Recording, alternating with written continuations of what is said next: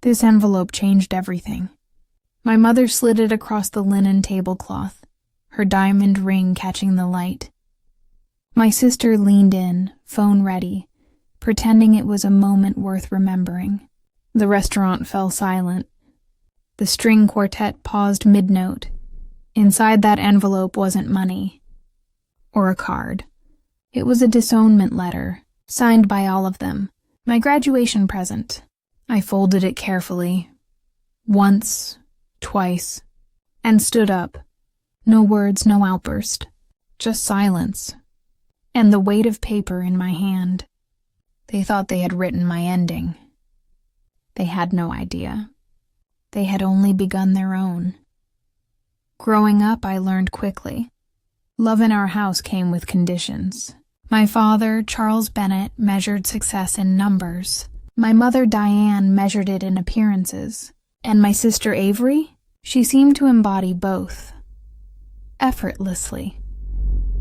At family gatherings, I was always introduced last. Avery is a senior associate in New York, my mother would say, hand resting proudly on her shoulder, then softer, almost apologetically. And this is Taylor. She's still studying, a polite smile, as if I were a late project, still awaiting approval. Guests would nod, glance at me briefly, then turn back to the champagne. I learned to smile quietly, predictably, and fade into the background. Our dining room always smelled of polished cedar and expectation. The chandelier threw fractured light across my glass, scattering tiny reflections I would count silently, while my father discussed markets and mergers. And my mother thanked donors who mistook vanity for virtue. Avery thrived here. She knew exactly when to laugh, when to tilt her head, when to appear engaged. I studied her like a scientist. Every movement calibrated. Every gesture measured. I, on the other hand, worked nights at a cafe near campus. There, no one cared about last names or legacies. They only cared about their coffee, and that it was right. That world was simple, honest, measurable. I liked it. One Sunday, after a long shift, I came home. Avery at the kitchen counter, laptop open. My father pouring wine. "We were just talking about you," he said. "Avery thinks you're wasting your time behind a coffee counter." "It's not wasting, Dad. It's building character," I replied. My father shrugged.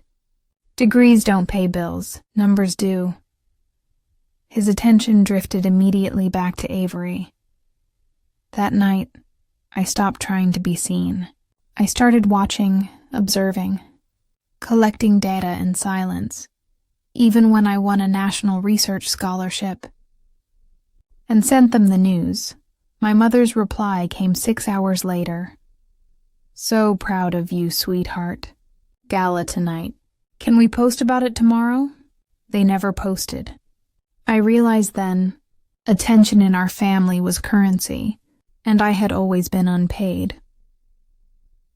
2 days before graduation, a message appeared in the family group chat. A reservation link. Maison Lumière, the restaurant they reserved for every milestone, except mine.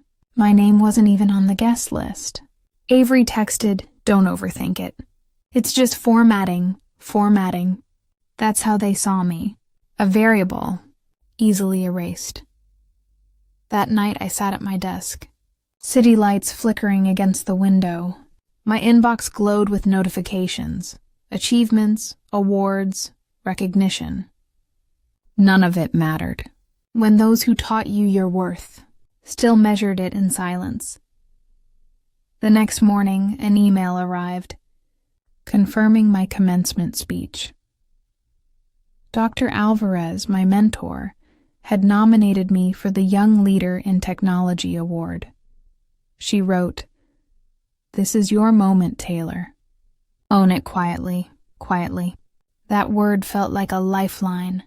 Months of late nights, coding, calculations. It led to something real, a platform called Rootflow, designed to help small logistics companies optimize delivery routes. Ethan handled analytics, Maya built the interface, and I had written the core algorithm. The breakthrough came early one morning. A simulation cut fuel costs by 12%. Proof. Tangible. Undeniable. At the university symposium, I presented Rootflow. Applause grew real as Nathan Cole, CEO of Northbridge Logistics. He approached. "You've built something scalable," he said. "But also fair." Fair, a word I hadn't heard in years. Weeks later, the offer arrived. Northbridge wanted to acquire Rootflow for $6.2 million, and a director-level position for me. I didn't sign immediately. I read every clause, every subline. When I did sign, it wasn't triumph I felt. It was balance. My work, my proof, my independence. Safe. The night I received the final transfer. I printed the letter. The sound of paper sliding from the printer. Cleaner than applause. I reopened the family group chat. My mother's latest message.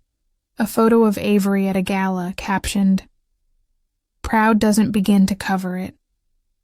I replied simply, "Graduation dinner confirmed." I'll be there. The night before the dinner, I organized my apartment meticulously. Every paper, every document, aligned perfectly. My coffee brewed. The storm outside faded. Inside, everything was in order. My life. Finally, at Maison Lumière, I arrived calmly. I saw my mother, Avery, the chandeliers, the cameras. They thought tonight was their stage. They didn't know the script had already been rewritten. I was no longer walking into a performance. I was walking into proof. The envelope arrived. Heavy, legal, signed by them. Disownment, graduation gift. They waited for a reaction. Anger, tears, drama. I folded it neatly and placed it beside my coffee spoon. "Thank you," I said. Calm, deliberate. Avery blinked, confused. My father shifted uncomfortably. My mother's hand hovered. I reached into my bag, pulling out a gray folder, the same color as Nathan's suit. I placed it before them. Inside, the Northbridge acquisition letter. My name, Director of Data Operations, Rootflow, Integration Lead. The room froze. My father frowned. "You sold it?" "I built it. Then I sold it," I replied. Simple, quiet, final. They were speechless. Avery's camera. Once red, now silent. "You can keep the letter," I said, sliding their disownment papers back. "I already have my own." I walked out.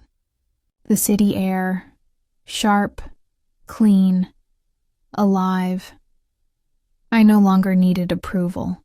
The letters, the documents, the proof. I carried it all. Silence, finally. Wasn't empty. It was earned. Families break loudly.